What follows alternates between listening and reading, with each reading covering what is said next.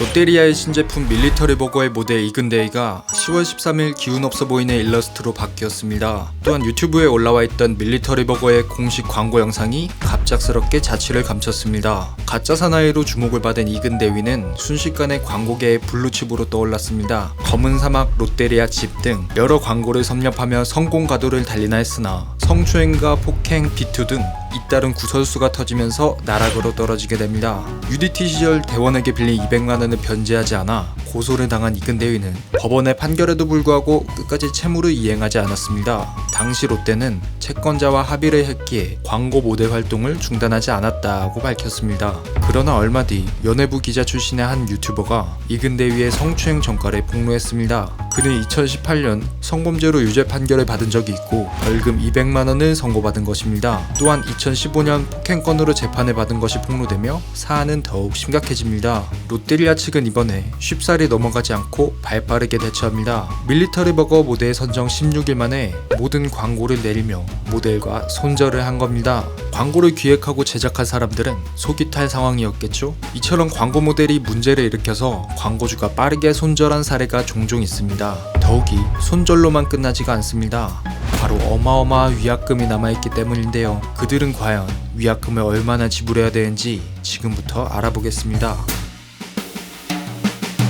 김생민의 영수증이라는 프로그램을 기억하시나요? 당시 김생민은 데뷔 25년 만에 전성기를 맞으며 성공 가도를 달리고 있었습니다. 10개의 프로그램에 출연하고 27종의 CF가 들어올 만큼 바쁜 나날을 보내고 있었습니다. 그러던 어느 날 디스패치는 충격적인 기사를 내보냅니다. 김생민 씨가 10년 전 방송국 스태프를 추행한 정력이 있고 디스패치와 동행하여 사과를 했다는 것입니다. 즉시 김생민 씨는 출연 중인 모든 프로그램에서 하차했고 이미 촬영된 분량은 통편집이 되었습니다. 광고에서도 마찬가지로 김생민 씨의 얼굴을 찾아보기는 더 이상 어렵게 되었습니다. 그렇다면 김생민 씨가 내야 하는 위약금은 얼마였을까요? 당시 추정 금액은 적게는 30억에서 많게는 100억까지였는데요. 놀랍게도 실제 위약금은 거의 없었다고 합니다. 계약 기간 10년 전에 발생한 일로 법적인 책임을 묻기 어려웠기 때문입니다. 보도에 따르면 김생민의 광고 계약은 단발성 위주였고 지급받은 개런티를 반환하는 식으로 문제를 해결할 수 있어서 아주 큰 타격을 입지는 않았다고 전해집니다. 물론 도의적인 책임을 면할 수는 없었습니다. 김생민 씨는 1년 5개월 뒤 팟캐스트를 통해 모습을 드러냈으나 공식적인 일정도 아니었으며 이슈화도 되지 않아 방송인으로서의 복귀는 조금 힘들어 보이는 상황입니다. 2013년 말 방송인 이수근 씨는 불법 도박 혐의로 징역 6개월을 선고받습니다.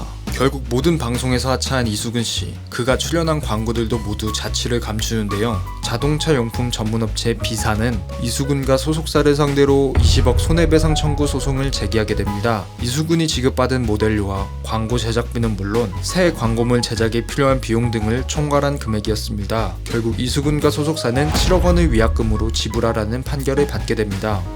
롤리폴리 러비더비가 연달아 성공하며 전성기를 달리던 걸그룹 티아라. 당시 인기에 힘입어 아웃도어 브랜드 S사의 모델로 발탁되었습니다. 그러나 멤버들 간의 갈등으로 왕따 논란 등이 불거지자 여론의 문매를 맞게 되었습니다. 결국 S사는 단 몇 개월 만에 계약 해지를 요구했습니다. 이에 티아라의 소속사는 과실을 인정하고 모델료의 2배인 4억 원의 위약금을 물어주기로 약속했습니다. 이후 소속사는 S사를 상대로 모델료 4억 원을 반환할 수 없다며 소송을 걸었지만 결국 패소하고 위약금을 지불하게 되었습니다. 광고 모델로 인해 회사가 막대한 손해가 예상될 때 광고주들이 계약을 해지하고 위약금을 청구할 수 있는 근거는 뭘까요? 바로 엔터테인먼트 계약에서 널리 사용하고 있는 품위 유지 조항 때문입니다. 광고주는 연예인과 계약을 할 때 품위 유지 조항을 포함시킵니다. 대중의 비난을 받는 광고 모델은 제품에 부정적인 이미지를 주기 때문에 광고주들은 적절한 판단하에 광고 모델을 손절하고 손해배상 의무를 부담하게 합니다. 업계 관행상 품위유지 의무 위반 시 수령한 모델료의 약 2~3배에 해당하는 배상금을 지급하도록 계약을 체결하는 경우가 일반적입니다. 하지만 문제는